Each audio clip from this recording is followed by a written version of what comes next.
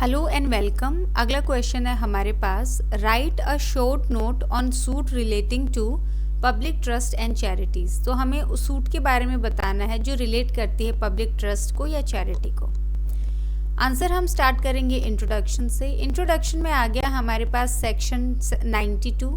Section 92 provide करता है file करने के लिए एक सूट जो breach of trust of charitable या रिलीजियस नेचर की होती है, जो क्रिएट की गई है पब्लिक पर्पस के लिए। तो जो भी चैरिटी या फिर रिलीजियस नेचर की ट्रस्ट है जो पब्लिक पर्पस के लिए क्रिएट की गई है, अगर उसका ब्रीच कर दिया है तो वो जो फाइल होगी सूट, उसके बारे में जो है हमारे पास सेक्शन 92 बताता है। एडवोकेट जनरल या two more persons, advocate general या फिर दो से ज़्यादा लोग जिनका इंटरेस्ट है ट्रस्ट में और ऑब्टेन की है उन्होंने जो लीव है कोर्ट की, परमिशन जो है कोर्ट की, वो इंस्टीट्यूट कर सकते हैं सूट को। तो एडवोकेट जनरल या कोई भी दो से ज़्यादा पर्सन्स जिनका इंटरेस्ट है ट्रस्ट में और प्लस उन्होंने जो है परमिशन ले ली है कोर्ट की, वो सूट जो है वो फाइल कर सकते हैं। तो ये छोटा सा इंट्रो है हमारे पास जो हमारे पास प्रोविजन के बारे में बताता है और कौन फाइल कर सकता है। ये हमारे पास जो है प्री का भी क्वेश्चन है, तो इसको थोड़ा सा ध्यान से पढ़ेंगे। फिर आगे कंडीशंस हमारे पास, फॉलोइंग कंडीशंस फुलफिल होनी चाहिए इन्वोक करने से पहले सेक्शन 92।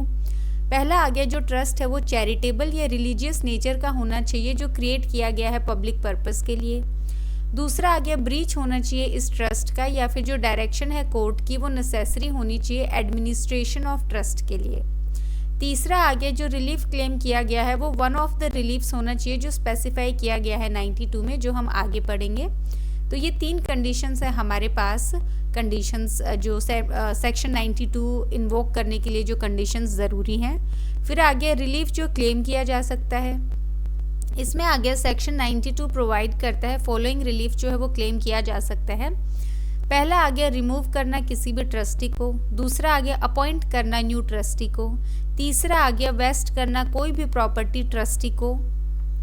फोर्थ आ गया, डायरेक्ट करना एक ट्रस्टी को जो रिमूव कर दिया गया है या फिर एक पर्सन जो सीज हो गया है ट्रस्टी होने से, कि वो डिलीवर करे जो पोजेशन है किसी भी ट्रस्ट प्रॉपर्टी का जो उसकी पोजेशन में है, उस पर्सन को जो एंटाइटल्ड है उस पोजेशन का इस प्रॉपर्टी की। तो बेसिकली एक्स ट्रस्टी को बोला जाएगा कि अभी जो पर्सन एंटाइटल्ड है उसको जो है डिलीवर कर दी जाए प्रॉपर्टी।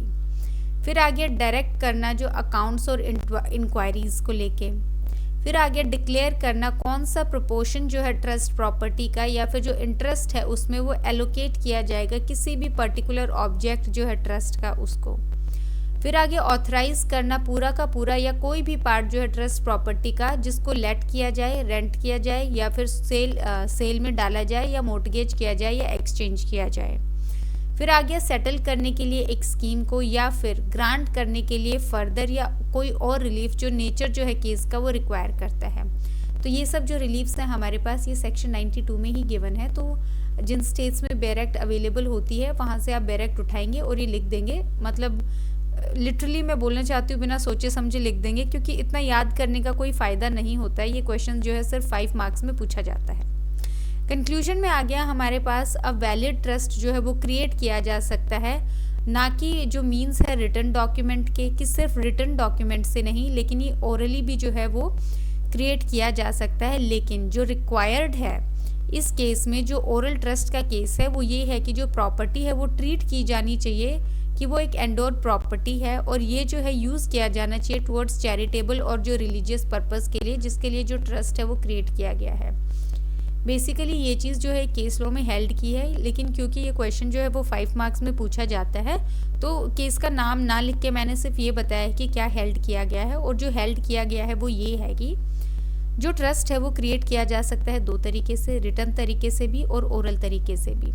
रिटन तरीके से जो है कोई मतलब एक्स्ट्रा एफर्ट लगाने की ज़रूरत नहीं है अगर डॉक्यूमेंट्स रिटन में है। लेकिन अगर ओरल से आपने जो है क्रिएट किया है ट्रस्ट, तो फर्दर आपको ये प्रूव करना है कि जो प्रॉपर्टी इंडो की गई है या फिर जो दी गई है ट्रस्ट के नाम पे वो ट्रीट की गई है रिलीजियस या चैरिटेबल पर्पसेस के लिए।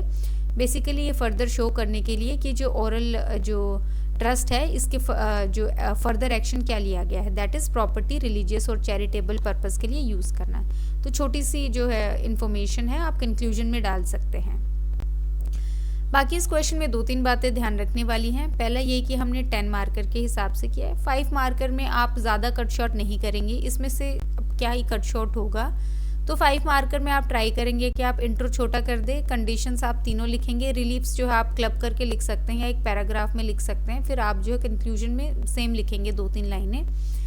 और जहाँ जिन स्टेट्स में 7 मार्कर में क्वेश्चन पूछा जाता है वो भी जो है सेम लिखेंगे, वो 5 मार्क्स का नहीं बल्कि जो 10 मार्क्स में है वो लिखेंगे, ताकि जो है कंटेंट थोड़ा एडिशनल भी हो तो मार्क्स आपको जो है प्रॉपर मिले 7 में से, ना कि आप 5 मार्कर लिखें तो उसमें आपको 7 में से 4 या 3 मार्क्स ही मिलेंगे।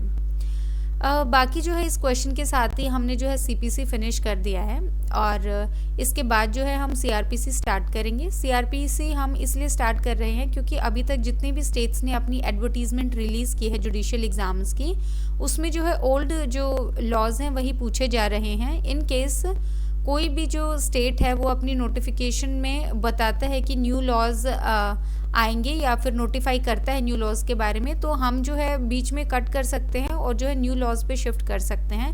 बट क्योंकि अभी मुझे लग रहा है 2025 तक ये जो पुराने लॉज हैं यही पूछे जाएंगे, तो इसमें मैं सीआरपीसी करवा दूंगी आपको 2 to जो है 3 मंथ्स के बीच में, तो आपको मेंस का थोड़ा सा आइडिया हो जाएगा उसको लेके। बाकी आपको इसके अलावा कोई और सब्जेक्ट करना है तो आप जो है फीडबैक दे सकते हैं, कमेंट कर सकते हैं उससे रिलेटेड। बाकी इस क्वेश्चन में हमने सब कुछ इंक्लूड कर लिया है। So thank you.